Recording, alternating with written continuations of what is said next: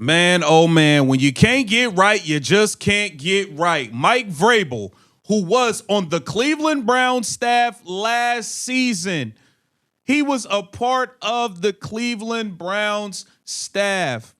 He goes to the New England Patriots, and he is now the head coach leading them into the Super Bowl. And this has Cleveland Browns fans crashing out because he was right there in the building. They could have made a move to get rid of Kevin Stefanski already and keep Mike Vrabel, but they didn't do it. He's gone elsewhere, and he's going to the Super Bowl right away. Browns fans crash out.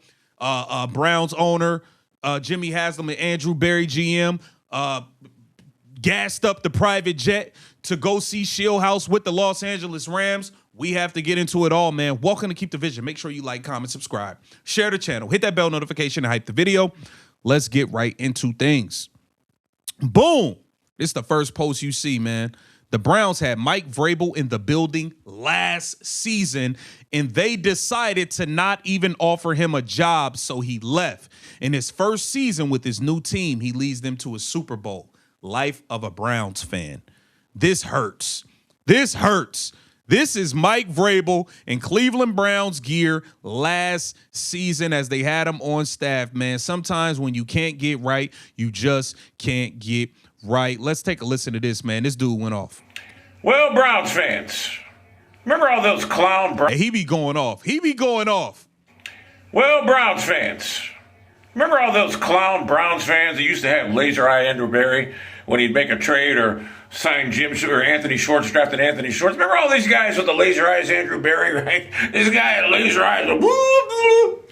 Well, laser eyes had a coach in his building last year, Mike Vrabel, who's from Ohio, who grew up rooting for the Cleveland Browns.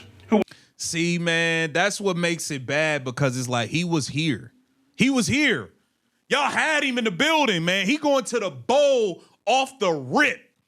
Off the rip with a team that did not make the playoffs last year.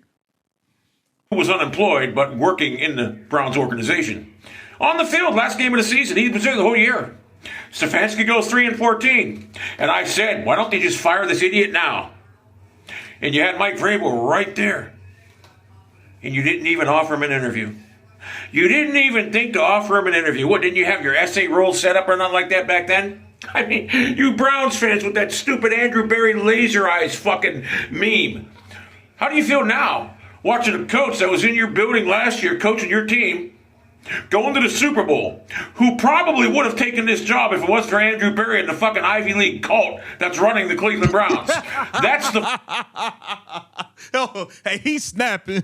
fucking problem. You have an Ivy League cult running your franchise. I thought it was over when Stefanski was gone. I didn't think Andrew Berry would be a problem, but he is. He's a fucking problem.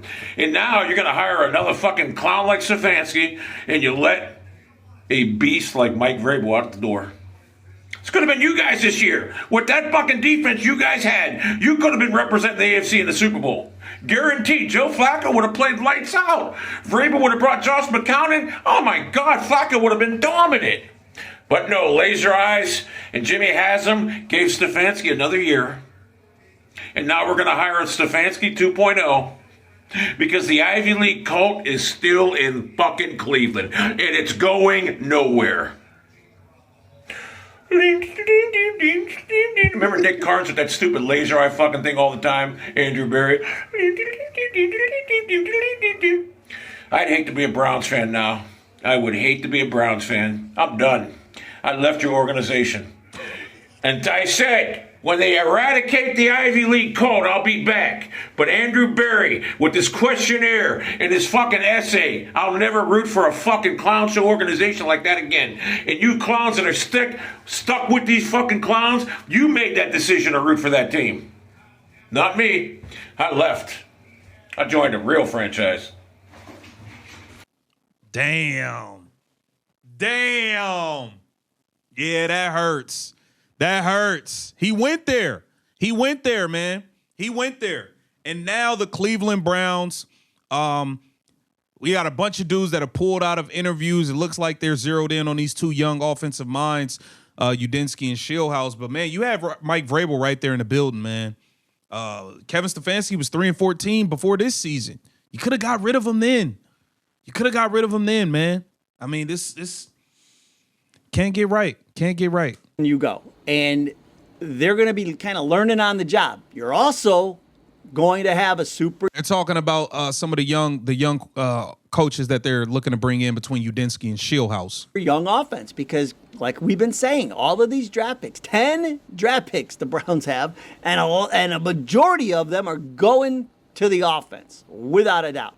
And so you're going to have a young offensive line. You're going to have young wide receivers. You'll have a mix of veterans, but this offense is going to skew young. And so you'll have a head coach who's learning on the job, and then you're going to have a lot of rookies on that side of the ball, the offensive side of the ball, who are going to be learning and growing together as well. So as the season rolls along, they will continue to get better and better. But that doesn't mean it's a lost season, because even if it's a mini reset, it might just take them 3-4 games to kind of get it all together, right?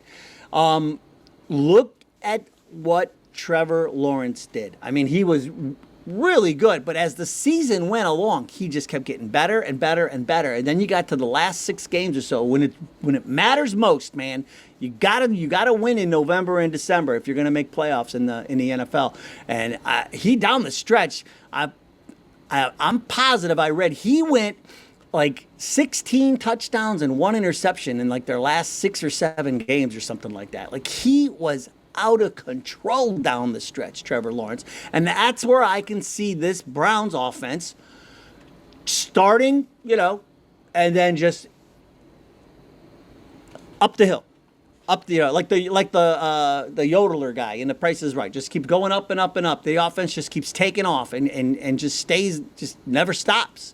And so that's why I say it'd be more of a mini reset, because they'll have to go through, a little bit of growing pains, a learning curve. But I do think this is the way we're going. And so in no way, shape, or form does that mean it's a lost season. It will not be a lost season, because remember, last season with our defense, all we needed was like that much offense in a majority of those games, and we would have won a majority of those games. So just give us a little bit of offense in the beginning and keep building on it and getting better and better and better. Let's go. And that is, to me, the recipe for success. So we are fine either way, but I 100% believe they know they do not want Udinski or Shieldhouse to get away. And I think if they can get them both, they will get them both. So this is interesting, man. It's interesting, man. This leaves the Browns in a weird spot. You got to get this hire right. You have to get this hire right if you are the Cleveland Browns, man. Mike Vrabel just left the building and went to the Super Bowl right away. It's a bad look, man. Get down in the comments and let me know what you think. This Keep the Vision. Make sure you like, comment, subscribe, and share the channel.